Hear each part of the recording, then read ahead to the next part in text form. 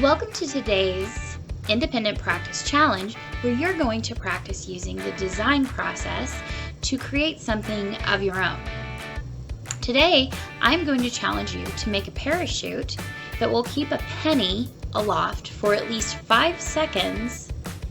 I'm going to ask you to make it out of things that you can find around your house.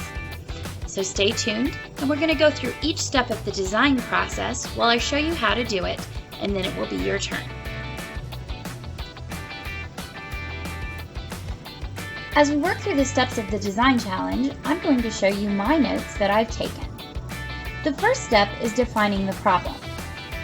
And so the problem statement that I have written is that people or objects jumping from very high need a safe way to land. And that is the purpose that a parachute serves.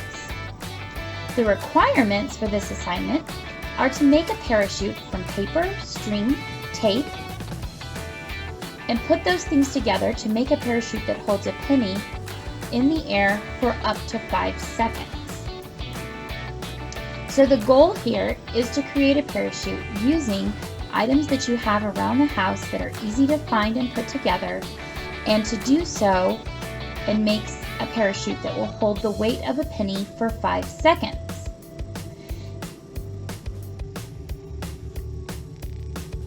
Step 2 of the design process involves research. I don't know a lot about parachutes, so I started by Googling parachutes to learn more about them, learn about their structure, and to see different ways that people have made parachutes. The more I read, the more questions I had. Some questions that I currently have are how much surface area is important to have in the parachute part of the structure in order to hold the weight of a penny aloft? And does it matter how long the strings are? Does that have an effect on how the weight is distributed? Step 3 of the design process involves brainstorming and developing a solution using your creativity. This is one of my favorite parts.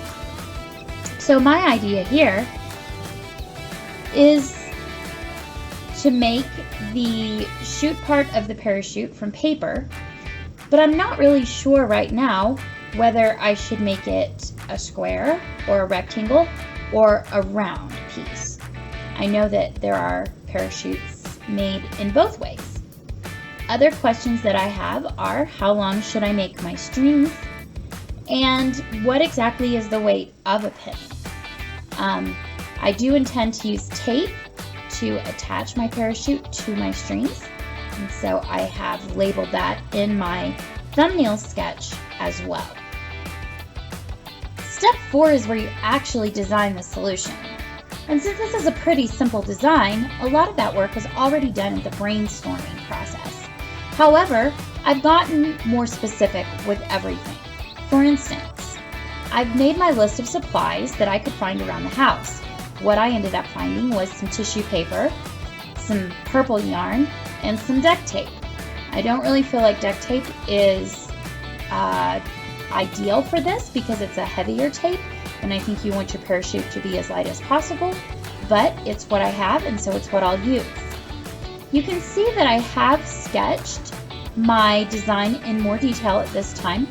I've put some thought into the size that I want the paper to be, and I've settled on making the chute part of my parachute actually rectangular, 18 by 12 inch, and then I'm going to make the strings that are coming off, which is going to be the yarn. Each one of those will be 12 inches long, and I'll use 4 of those. And then I've noted on my duct tape that I will use as little as I possibly can in order to avoid adding unnecessary weight.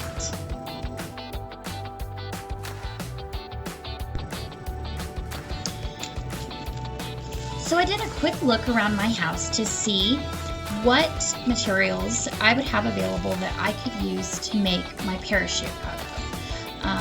And so I had some yarn because I've been learning to do some knitting, and so I had yarn in my sewing basket, and so I grabbed some of it, and I had duct tape. It turns out that's the only type of tape that I had available.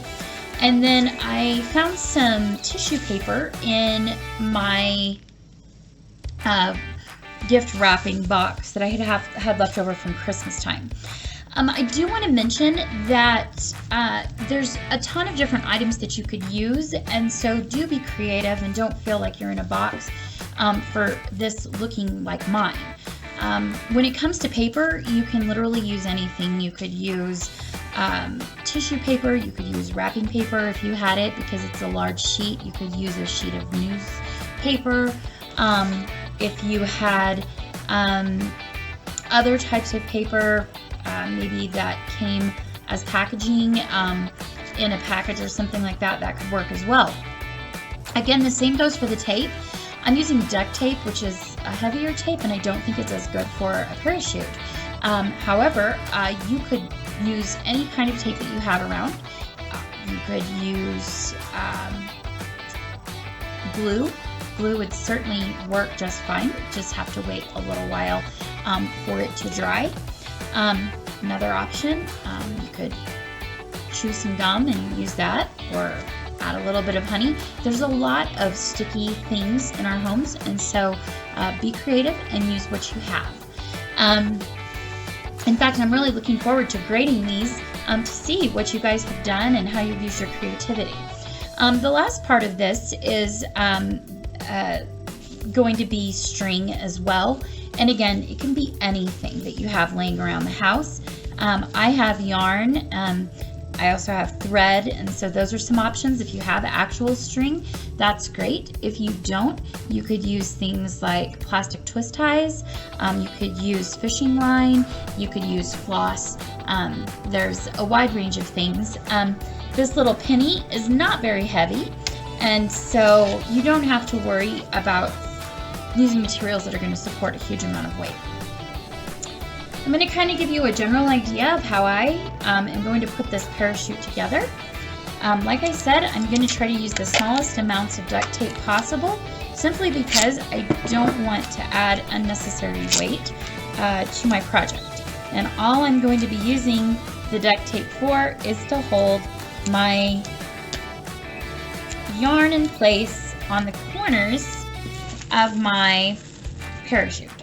And so I'm going to put the string up in this upper corner here and put a little tape over it.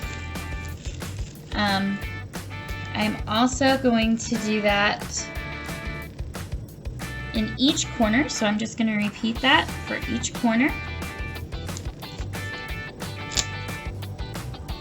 And again, whatever sticky substance you have is what works.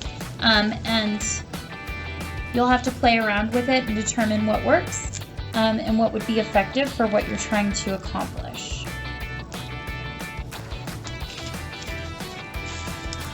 Now, I did fold my paper over to achieve the desired size that I wanted, which was 12 by 18 inches.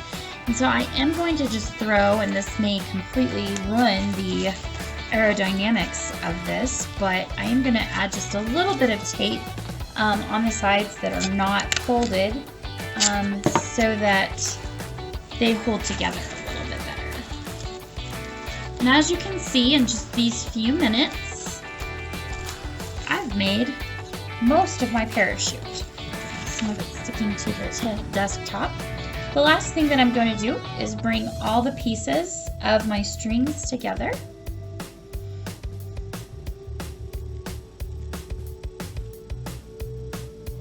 I'm going to tie a little knot here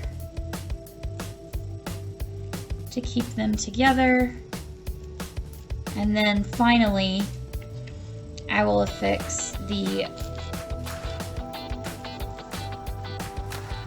penny here with a little bit more duct tape, which again is going to add a little bit of unnecessary weight. So if you can figure out a way to do it differently, go for it. And there is my parachute, such as it is. And my next step after building this, of course, is going to be to drop it from a loft. And I would recommend starting at about 5 feet to 6 feet. and that allows you to have enough time for those 5 seconds to pass and it to drop. Obviously, the higher that you go, the better. Bonus points if you send me a video of you testing, and best of luck.